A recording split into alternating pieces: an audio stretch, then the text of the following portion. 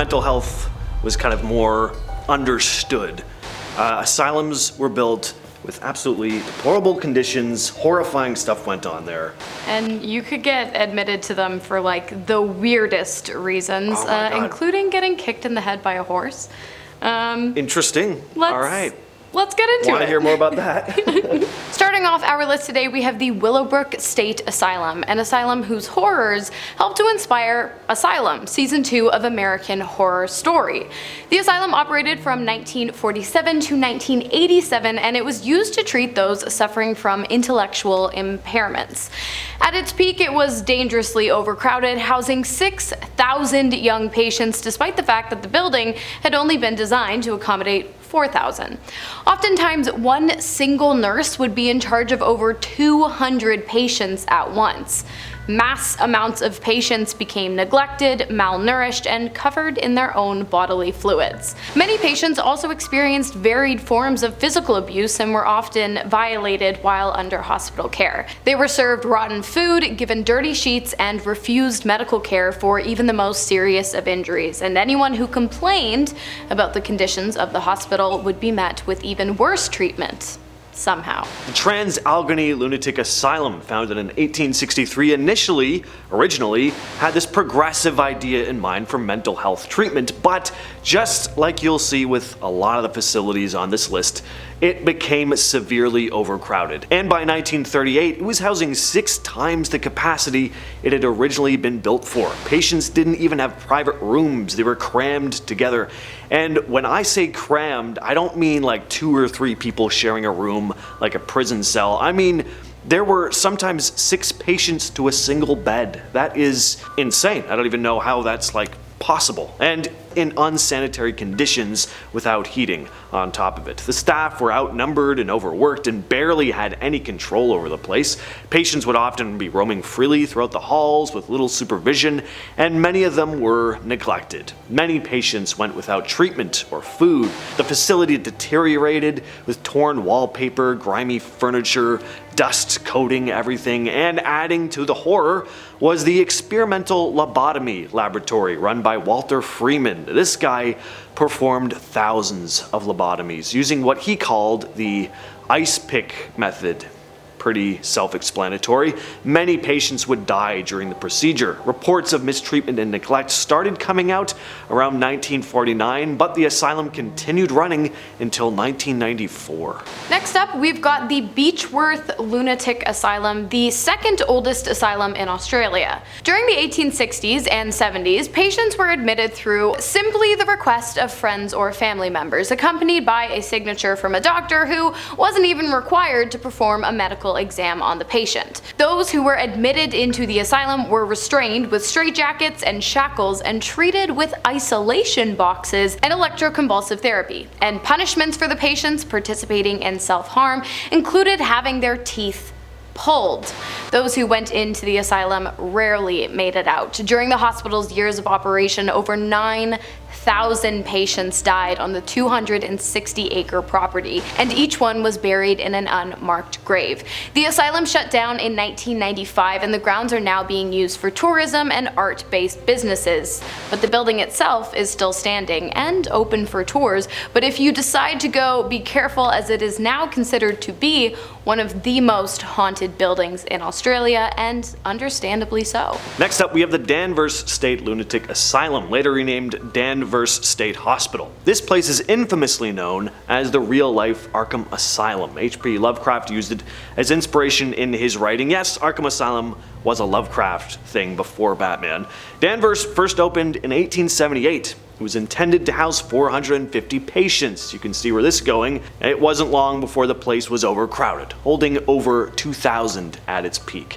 You know, just a little more patients than they'd originally intended for. On top of that, reduced funding led to a sharp decline in cleanliness and sanitation, with patients left in pretty horrendous conditions. Brutal treatment, including electroconvulsive therapy, was also used, often leaving patients worse off or dead, and lobotomies, which were believed at the time to cure mental illness, were performed a lot here. So much so that the hospital became known as the birthplace of the prefrontal lobotomy. For patients they just didn't know what to do with, well, they were left in straitjackets to deteriorate.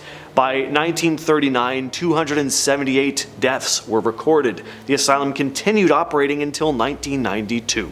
The place was mostly demolished, with apartments now sitting on the site, and yes, the grounds are said to be haunted. Would you ever move into an apartment built over an old, messed up asylum? With Toronto prices, I'd probably take anything at this point, to be honest, but wouldn't be ideal. Next on our list today, we have the Trenton Psychiatric Hospital located in New Jersey. When the hospital opened in 1848, there really wasn't much therapy going on, and restraints were common practice as a method of calming patients, somehow, who were undergoing fits of hysteria or rage. But in 1907, Dr. Henry Cotton came in and he changed all of that. He implemented therapy programs and got rid of straitjackets, shackles, and straps. The only problem is he replaced them with something much worse. You see, Dr. Cotton, the medical director of the institute at the time, believed that all mental illnesses were caused by infections, and he believed that those infections could be treated with surgery. And so he had his staff routinely pull out teeth and cut out the stomachs, gallbladders, colons, and reproductive organs of their patients. Of course, the majority of patients who underwent these invasive surgeries either died or never fully recovered.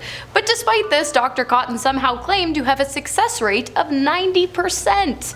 I'm just gonna say it, I don't believe him. The Philadelphia State Hospital at Byberry. This place was violent. It opened in 1903 as a working farm for a few patients, but it rapidly expanded into a full-scale hospital, struggling to recruit qualified staff. During World War I, a lot of staff members were drawn from conscientious objectors who really didn't have the experience necessary to be dealing with mental patients. So the place started getting pretty chaotic. There was patient-on-patient violence, violence between staff and patients. In 1919, 2 staff members confessed to strangling a patient, but they weren't fired.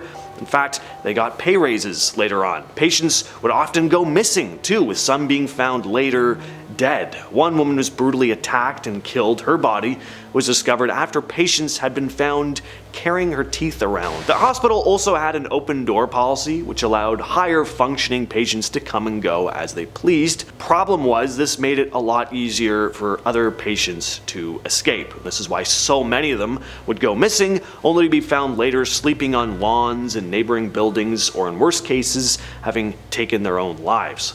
There were some pretty twisted treatments, quote-unquote treatments, as well, like the water cure, which was basically just waterboarding. Medical procedures would often be carried out without anesthesia because at the time, it was believed patients with schizophrenia didn't feel pain. Next up, we have the Overbrook Insane Asylum, also known as the Bin. The hospital was located, again, in New Jersey. It was initially built as a general hospital, but it transitioned into a mental facility in the 1920s. At its peak, the building housed over 3,000 patients, despite the fact that it was only equipped to hold 1,600. But cramped living conditions were the least of the patients' worries. Inhumane treatments such as insulin therapy, which is a treatment in which patients are given increasingly large doses of insulin in order to induce coma, which doctors believed would shock patients out of their psychosis. Electroshock therapy and lobotomies were often performed on the patients of the establishment, which led to many deaths occurring on the property. Besides all of the treacherous quote-unquote medical treatment, it seems the patients also had to worry about the cold. During the winter of 1917, heaters in the hospital stopped working, which caused 24 patients to freeze to death in their beds. In total, over 10,000 people died during the asylum's years of operation. That's a lot. Taunton State Hospital was built in 1854 in Massachusetts. It was originally designed for around 250 patients, but it later expanded, of course. The hospital housed patients with a number of mental health conditions, most of whom really should not have been in an asylum. I mean, nobody really should have been in any of these places, but I mean, you had people with Tourette's, Alzheimer's, Parkinson's, even people who suffered from anxiety and panic attacks were housed there, and women with postpartum depression.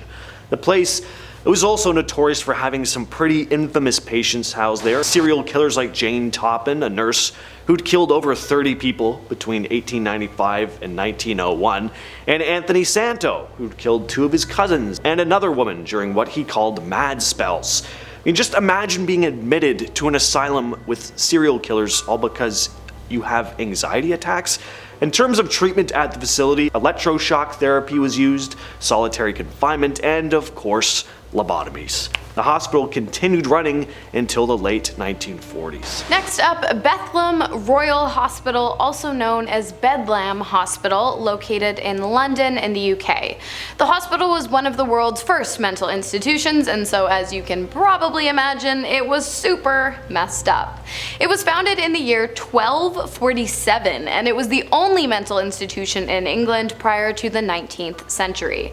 Patients staying at the Bethlem were admitted to the hospital for a bunch of reasons, most of which were incredibly ridiculous. Among them were kicked in the head by a horse, having gas, reading, asthma, tobacco use, women trouble, female disease, parents being cousins, ill treatment by a husband, imaginary female trouble, and self-pleasuring for 30 years. Whatever that means. Patients seeking or forced into treatment at Bethlem would find themselves starved, dunked into cold baths, and beaten. Bloodletting, cupping glasses, and rotation therapy, in which a patient is tied to a chair, suspended above the ground, and then spun around, sometimes for more than 100 rotations per minute, were also often used. Also, during rotation therapy, regurgitation was seen as a positive reaction, so if you didn't throw up the first time, they would just spin you faster. Countless people died under the care of the institute, obviously, and oftentimes when they did, their bodies would be dissected and experimented on rather than returned to their families. Pretty dark stuff. We finish off with one of the worst mental health facilities in US history, Forest Haven Asylum in Maryland. This place was initially envisioned as this progressive facility for people with developmental disabilities. There were going to be innovative treatments like music and art therapy, but it really failed on its promise, becoming one of the darkest places you could imagine. The asylum became a dumping ground for people who were just considered undesirable by society. Not only did it house patients with physical and developmental disabilities, but it also became a place where women could be sent simply because they'd been left by their husbands. It was just a place to hide away all those people who were viewed as problems to the outside world for whatever reason. And as you can imagine, the conditions were appalling here. There was severe neglect. Basic needs like sanitation, food, and medical care weren't being taken care of, and residents had no protection against violence from staff or each other. And the worst part, the place wasn't shut down until 1991, after hundreds of suspicious deaths and evidence came to light of all the mistreatment and neglect. I'm so glad we live in the 21st century. I was just about to say, I'm so glad I was born when I was. Because, I mean, crazy how many of these places didn't close until the early 90s. Like, yeah, it's actually really surprising. And I know it's rare, but lobotomies are actually still legal. So, what would you be admitted for back in the day? Like, I don't know, waking up on the wrong side of the bed? Yeah, Let us know in the comments. All right, I've been your host, James. I've been your host, Hannah. We'll catch you next time. Yes, we will.